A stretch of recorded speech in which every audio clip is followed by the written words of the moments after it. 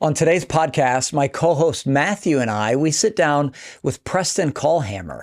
Preston is the front of house director at the Chick-fil-A on Bayou Boulevard here in Pensacola. So if you live in the Pensacola area, that's definitely the Chick-fil-A to go to. Approximately a dozen, maybe 15 members of NorthStone Baptist Church work at the Bayou Boulevard location. Preston is a friend of our family, and he is wise beyond his years. In this podcast, he talks about how Chick-fil-A is keeping customer service alive. He also talks about a deep valley time in the life of his wife, Kaitlyn, and how the Lord carried them through that together. Preston is somebody that my sons respect a lot and somebody that I have a lot of respect for as well.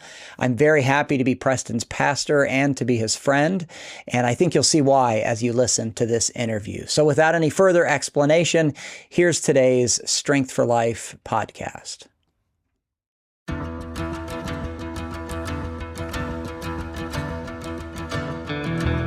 Welcome to the Strength for Life podcast with Pastor James C. Johnson, a ministry of NorthStone Baptist Church in Pensacola, Florida.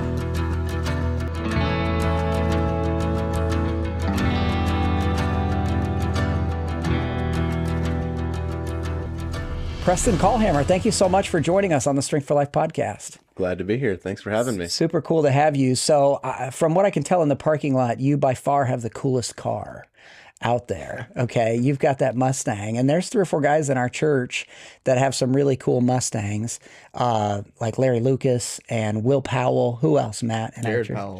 Jared Powell's got one. Yeah. Yeah. Tell us about your Mustang. Oh, that's my second baby, right behind my wife. So I've had my Mustang. I was actually thinking about it earlier today. I've had it coming up on 4 years now. Okay.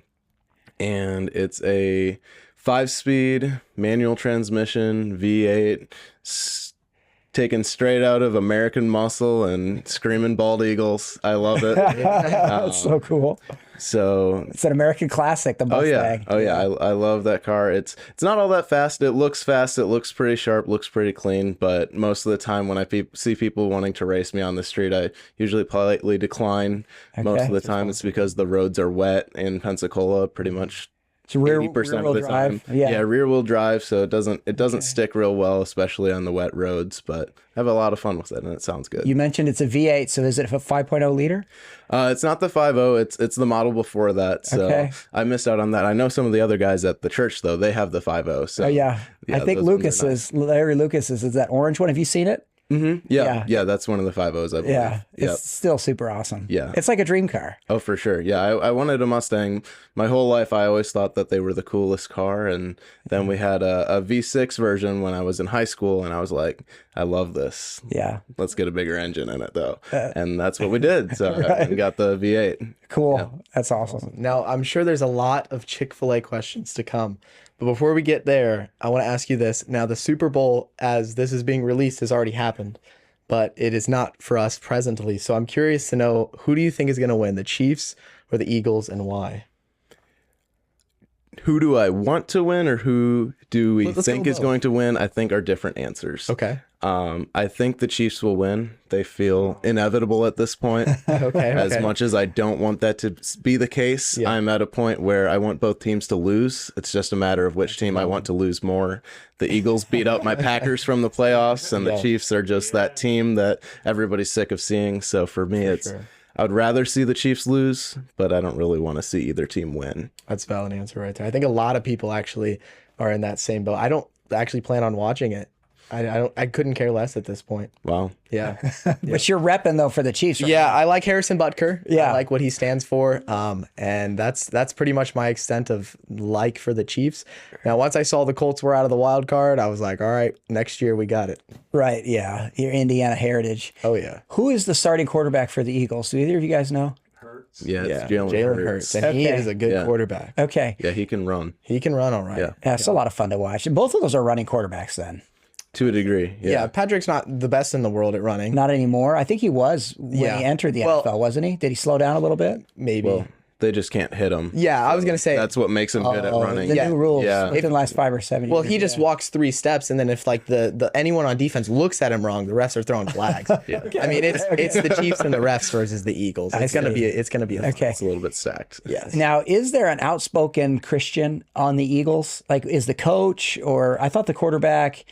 There's something about the Eagles that I heard in the headlines where somebody made me have some kind of, connection to the Eagles. Am I remembering that incorrectly, or It's what? possible. Not that I'm familiar with. Yeah, I know there's some on some teams, but No, I do know Saquon Barkley hurdled a guy backwards. So Which I'm was rooting pretty for awesome. him. That was Yeah, pretty yeah, that was a couple 3 weeks. He ago. got my vote. Right, that was pretty pretty awesome. Yeah. So Matthew works for you at Chick-fil-A. do. So yeah, we want to talk to you about Chick-fil-A a little bit. I am often promoting Christian chicken in the pulpit, and we really love Chick-fil-A, and especially the Bayou location, because you and I don't know, a couple dozen of the NorthStone members yeah, there's a lot. work there. So we love it. Yeah. So what is your favorite menu item on the Chick-fil-A menu?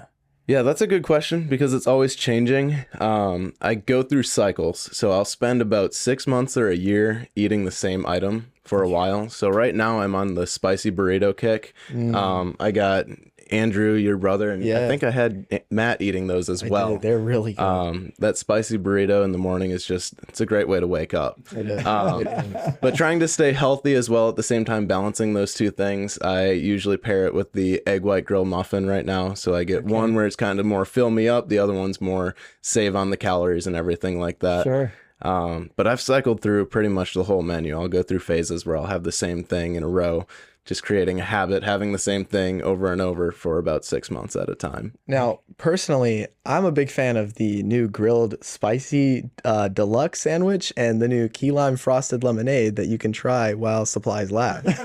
I feel like it's a sponsorship, and Chick-fil-A sponsored the podcast today. Oh yeah, I can't say anything other than you should go try it. you should try A it. lot of times at the Bayou Boulevard location. Bayou. Yeah, don't go anywhere else and try it. Try it at Bayou. Yeah. And by the way, shout out to Joel. Joel Huskins told me of like the rankings. I don't know if it's across the country, maybe 500 plus or something. You guys are like number 19 as far as customer service or something. What are the actual numbers? What am I remembering? Yeah, so it fluctuates all the time, but we usually sit in the top 10 to 20 for the drive-through rankings. So I think it's almost 3,000 Chick-fil-A drive-throughs now. They rank us based on 4 categories. So it's our sales overall, our transactions overall, our speed of service, and then our order accuracy.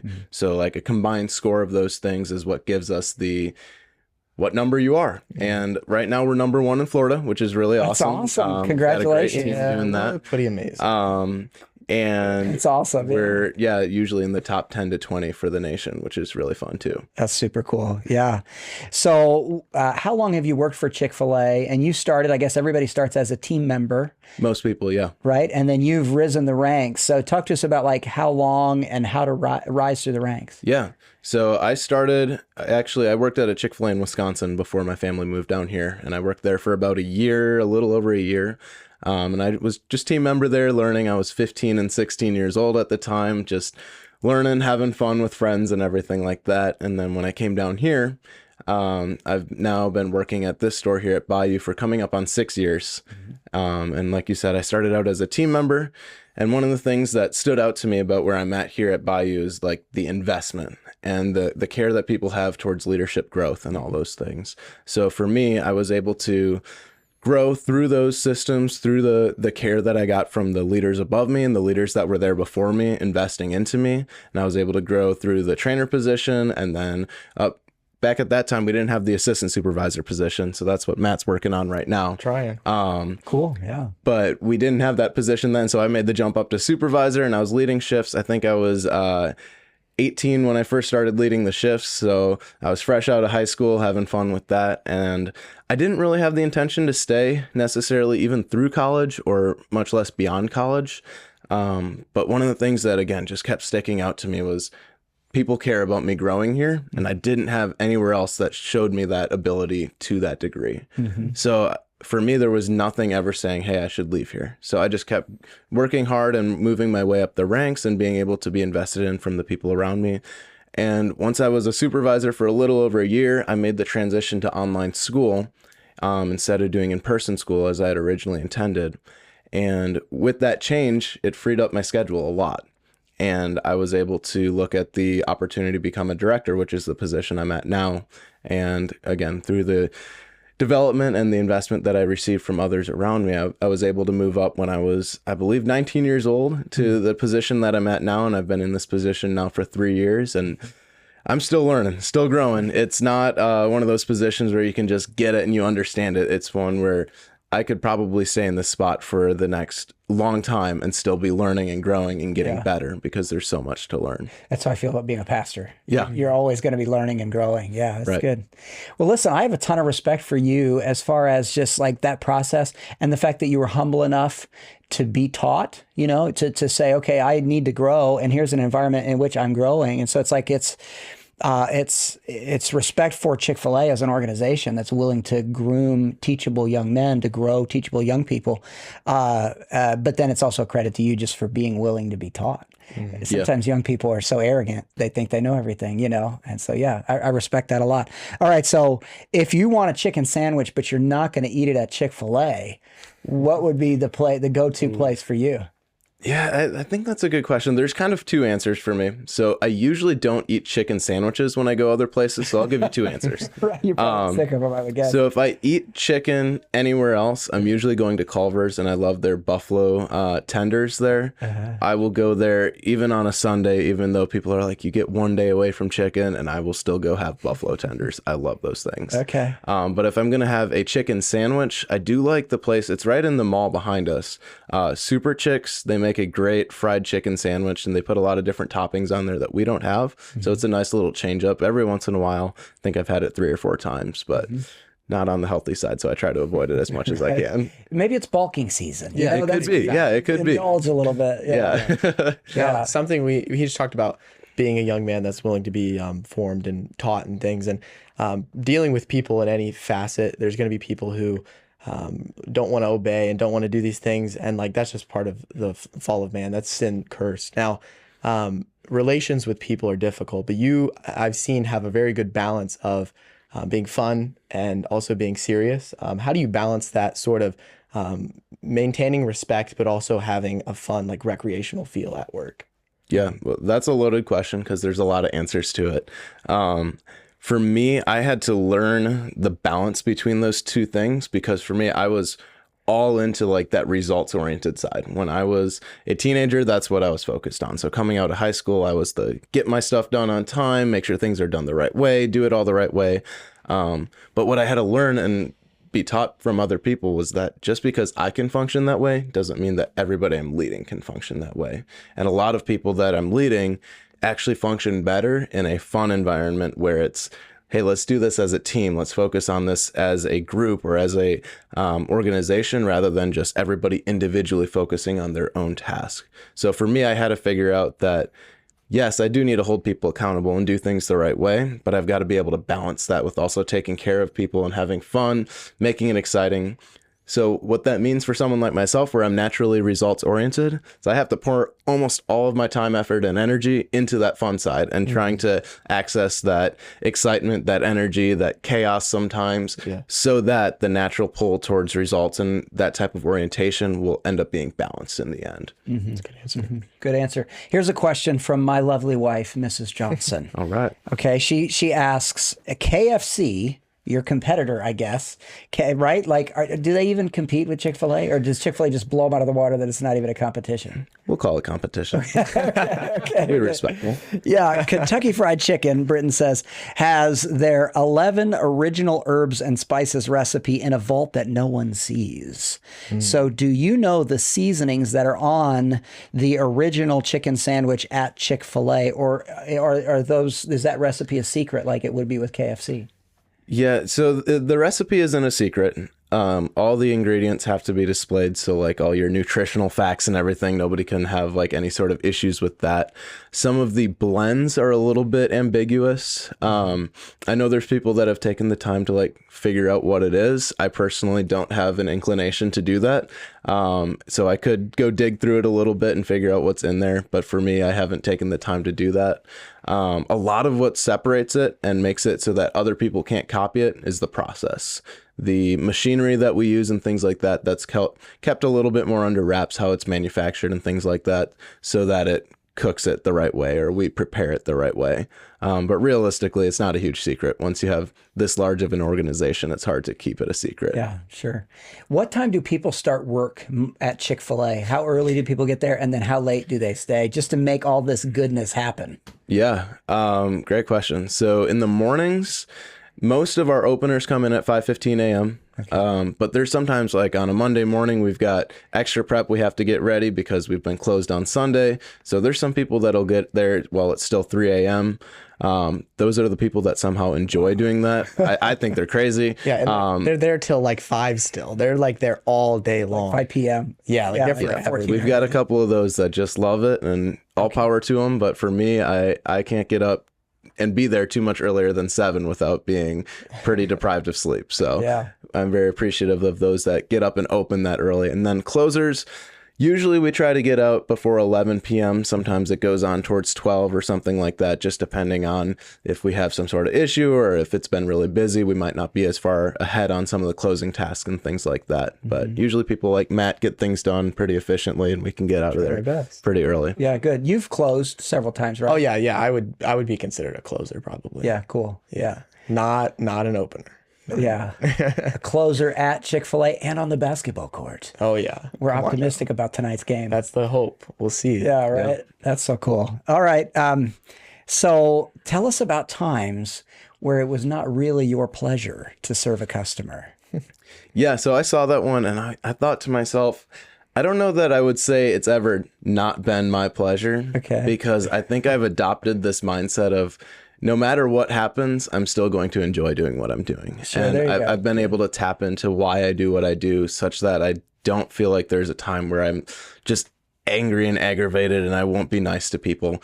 But there's certain people that give that a run for its money. Mm-hmm. There's certainly people that try to test me and try to test my, abilities and things like that, or ability to stay calm. I'd say the most often situation where I'm maybe inclined to be frustrated would be phone calls. A lot of times people are a lot more willing to vocalize their true thoughts over the phone, whereas if we're face to face, they're not going to say these things, and that can be frustrating because sometimes you want to stop and say that, like that internal side says, hey, just return with the same level of energy that they're coming with. But a lot of times what I found is if I can respond with a calm, collected, kind response, even though they might be frustrated, aggravated, using harsh language and things like that, it usually cools off the situation. Mm-hmm. And that's something I've had to learn how to do. It's a biblical thought. Soft answer turneth away wrath. Absolutely. Yeah. Very good. So I feel like, and Matt hears me say this quite a bit, that I feel like customer service is almost dead in America, but Chick-fil-A keeps it alive. A few organizations like Chick-fil-A keep it alive. So when I was a teenager, I worked in the customer service industry. So I worked at Circuit City and H.H. Gregg and some of these retail places, and I was on commission. Mm-hmm. Okay, Preston. So like if I wasn't nice to people, I didn't get paid. Okay. So like our whole goal was to take good care of the customer and have good product knowledge and make sure they had a good experience. It was our pleasure, to serve them. Now we didn't adopt the slogan, but that's how we thought of it, because if I sold this VCR, I would get $13 if I sold the Sony. Now, if I sold the JVC, I would only get $8. So I did have an angle, but I had to be nice to people. I feel like Buc-ee's is one of the places that still has good customer service. But I just find it so refreshing to go into Chick-fil-A, any Chick-fil-A. Here's what I found, is that a bad experience at a random Chick-fil-A is still better than a good experience at most McDonald's or Burger King or White Castle. Hey, if we're going to say KFC's our competition, we got to throw them in there too. KFC. Yeah, right. Yeah. So anyways, what are your thoughts about the importance of customer service? Like, do you see, because your whole answer to that question, you haven't really had times where it wasn't your pleasure because your heart is serve the customer. Talk to us about the importance of that a little bit. Yeah, I think taking care of, we call it guest instead of customer. We try to elevate our language, change what we're saying just to take care of them even further. So we call that language of hospitality. Good. We just change our change our terminology just slightly. So things like drink, we change to beverage, just so that it's a little bit more professional. And that goes into that. That ties back to that same mindset of taking care of our guests, taking care of the people that come through.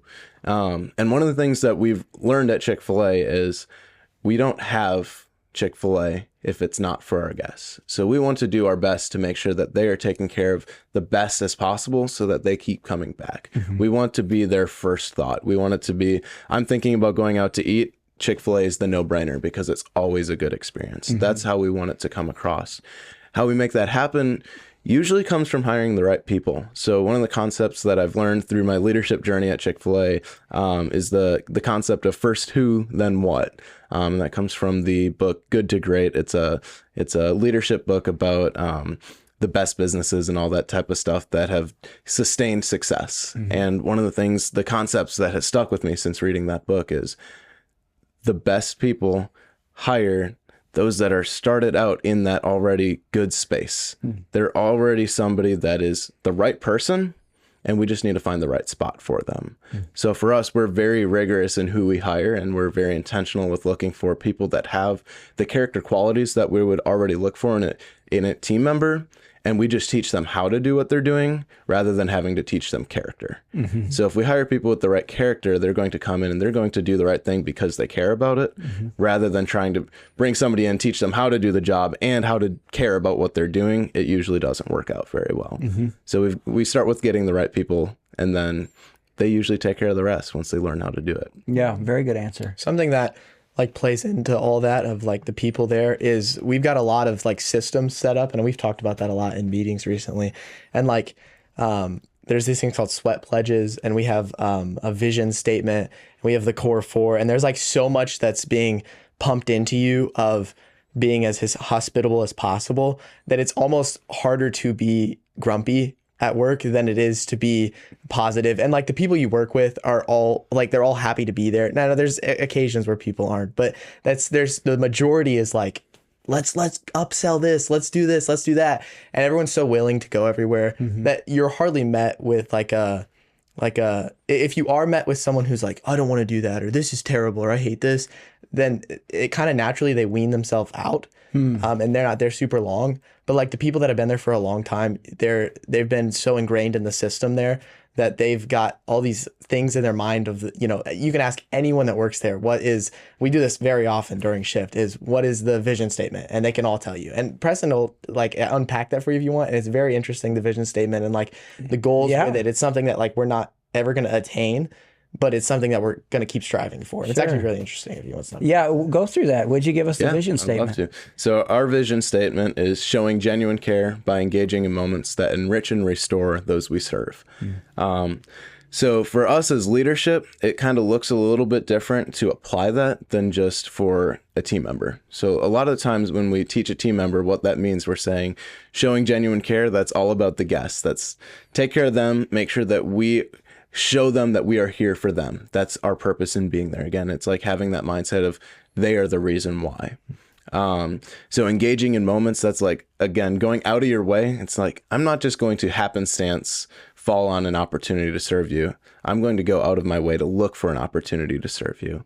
And then the idea of enriching and restoring is, again, looking for ways that we can take care of them. So it's I'm recognizing something that a guest might need. So I might notice that they look sad today, so we do something special for them. Or maybe they're happy, or maybe they've got one of my favorite situations to help out is like when there's a mom with a bunch of kids and she's holding 2 kids in her arms and the others are running all over the place. And then we finish making their beverages and we're about to take them to their table, and she doesn't have a hand free to carry her beverages. One of my favorite things to do myself and to see my team doing is offering to take those things out to the table for them and maybe go grab them a high chair or something like that.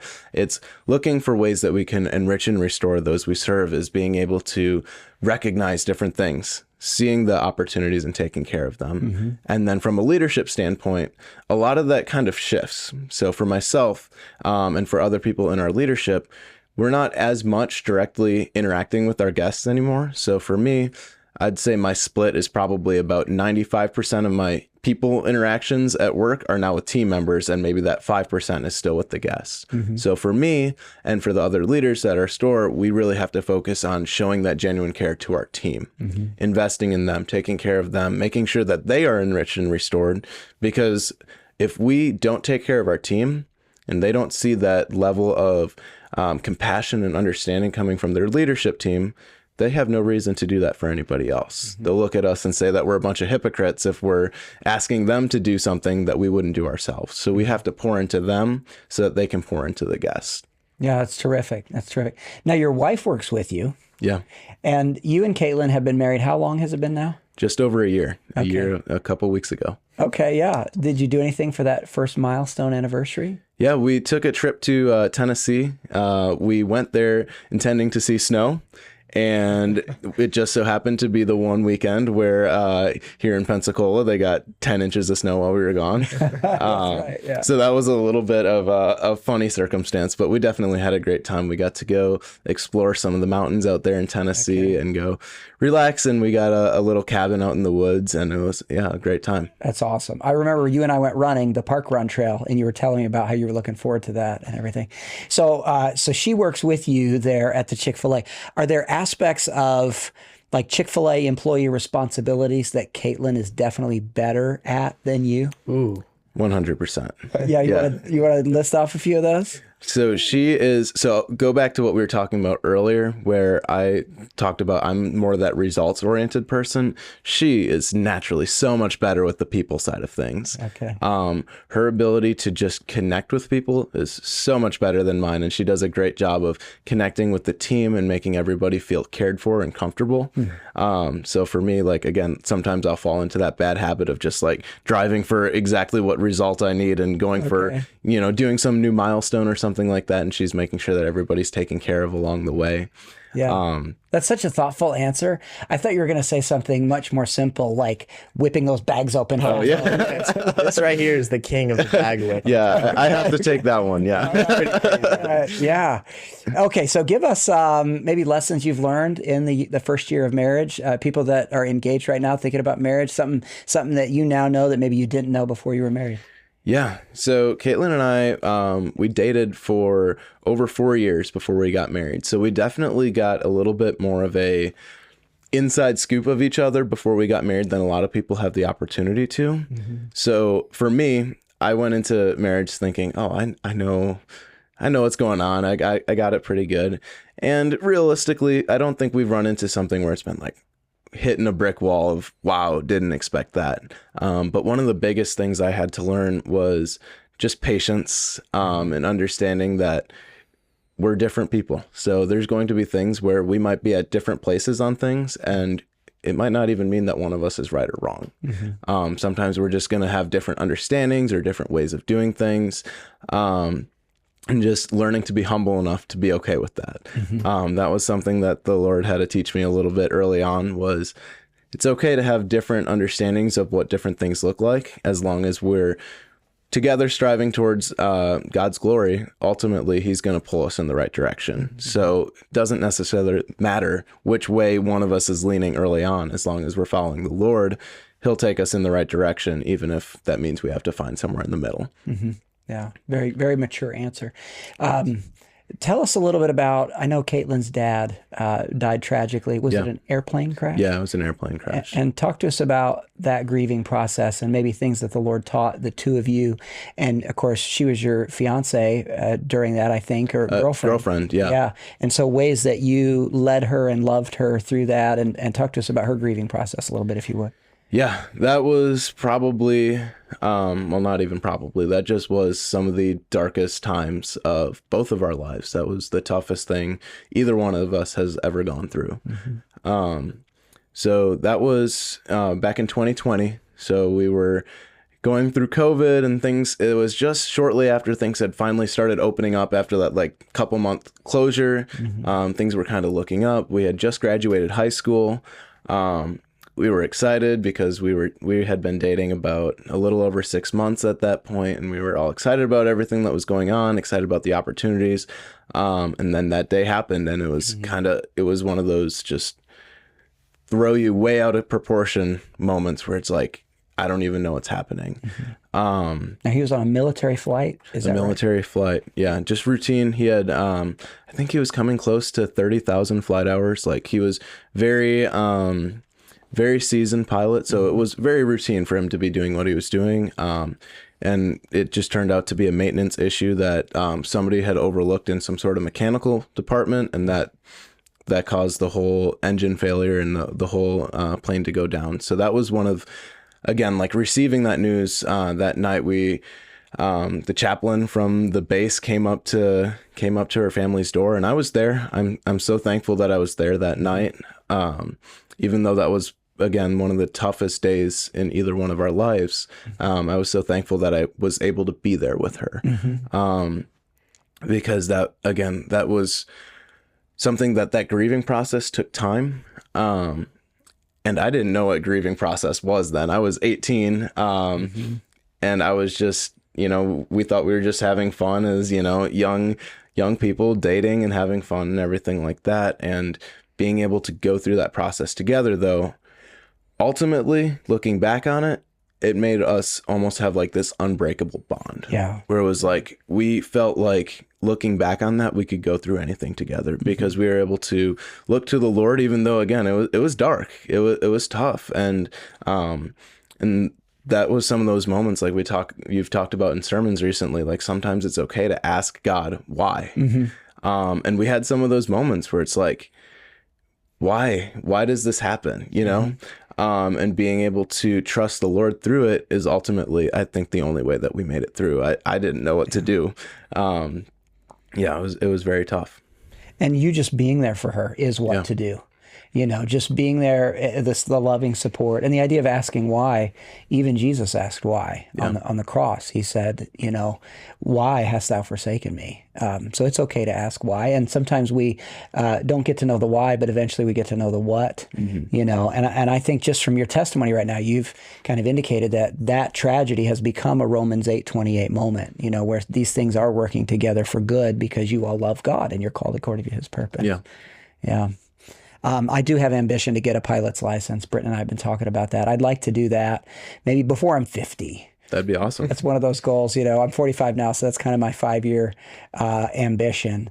Where do you see yourself in 5 years? Yeah, there's a lot of things. I'm a very ambitious person where I want to just go out and do everything I can. What's made that a little bit more interesting these past couple of years is, like I said, I feel very happy in the job that I'm in right now. So in the past, I was always just looking at what job can I get next? Where can I move up? How can I keep moving up? But again, I'm in a role right now where I feel like I could stay here and just be happy with it because there's so much opportunity for me to continue growing up in this role. That doesn't mean if the opportunity arises, I wouldn't try to move up or something like that, take another opportunity. But as far as like working goes, I'm very happy where I'm at. Outside of work, something that we're trying to do as far as like a secondary form of work is we'd really like to get into the real estate market, and get into like rental homes and things like that. So right now we bought the house that we're living in right now. I bought that back in 2022, and fixed it up. And then once we got married, we were able to move in there together. And that's been a huge blessing to have our own house. That's awesome. A very young homeowner. Yeah. Having bought that 3 years ago. It's a very biblical thing. I think I was 20 years old. Yeah, good for you, man. That's terrific. So we're looking at trying to kind of repeat that process, but not selling as we go so that we have the ability to either pick up more and rent them out or move out of the current one that we're in, wherever that might be, move into a new one and rent that previous one. But again, we've got to have, the starting capital. You have to have money to do that. So that's where I'm looking at with the job right now. But my goal is that by the time we're 30, which we'll turn 30 around the same time, is that we could be moving off of a day-to-day job and being able to transition fully into using rental market as our income. Okay, yeah, that's a terrific goal. Now, we have at NorthStone gone through the Dave Ramsey's Financial Peace University, and I know that you're a guy who I think taught a class at Chick-fil-A about finances. So what do you think about credit cards? So I'm not quite Dave Ramsey about them. Okay. I see his point, and quite honestly, I think his points make a lot of sense for those people that are like heavily in debt. If you're heavily in debt, I do think it makes a lot of sense to just chop those things up, get rid of them, because that takes away that kind of outlet for doing something dumb. Yeah. Right. For me, I have credit cards. I have one credit card myself, and then Kaitlyn has one that we share as well. I don't think that they're the most evil thing in the world. We use them. We get some of the points back on them. But again, we're paying them off. We have a system in place to make sure we pay them off Every month. consistently, every month, Yeah. usually multiple times a month. Yeah. So you don't pay any interest that way. Right. Yeah. So that's no liability. we're reaping those, couple dollar benefits here and there, and we're not having the extra interest payments. That's the right way to use them. Right. If you're using them and you're waiting to pay them off until you pay interest, you've lost the entire purpose at that point of saving any money, at least. Yeah, the Bible talks about usury, which is crazy amounts of interest. And a lot of these, Visa, MasterCard, whatever, are trying to get 22% or something out of people. Yeah. And if you put that on a $20,000 debt, which is not even that uncommon, that adds up very fast. It's compounding interest. Right. Yeah. It just keeps eating. Yeah. Tell us when you got saved. Would you share your testimony with us? Yeah. So for me, my testimony is a little bit longer. I started out very young going to church. My family always went to church. So I always knew the things of God and the things of, the church and doing what's right and everything like that. So I knew the term salvation. I knew what that meant to be a good thing, but I didn't understand what it really meant to actually do it. So when I was, I think 4 or 5 years old, somewhere in there, I was pretty young. I had gotten in trouble for something at home. Don't really remember the details of it. But I remember having a long talk with my dad, and we were talking about what does it mean to be saved and everything like that. And again, I knew that was a good thing. So I said, yeah, I want to be saved. So we prayed some sort of prayer. I don't remember it. And I went for a couple years, relying on that prayer, but having no idea what I said, what it meant, how it actually worked, other than just relying on the prayer as though the prayer would save me, the fact that I prayed. And after a couple years, I really struggled with that. I went through probably 2 or 3 years where there was just every single day I felt this calling where I was I know that something's not right, but I didn't understand what it was. And there were times where every single day I would be praying a salvation prayer. And again, relying on that prayer because I knew the words, I knew what to say. I just didn't put together what it meant. I kept again relying on the fact that I had this moment where I prayed, but I had no idea what it meant. And I went for a few years like that, and it was honestly pretty scary. There were times where I'd have dreams about going to hell and things like that, and it was very intense, but I never knew what to do with it. And I just kept thinking if I pray harder or something like that. And then we had a revival service when we were at one of our churches in the past, and one of the revival speakers was talking about the importance of baptism. And I was like, that's it. That's what I need to do. So I went and I got baptized, and I was like, this is going to change it. This is going to make me feel better. This is what I need to do. And again, I just kind of fell right back into that unassurance of where I was at.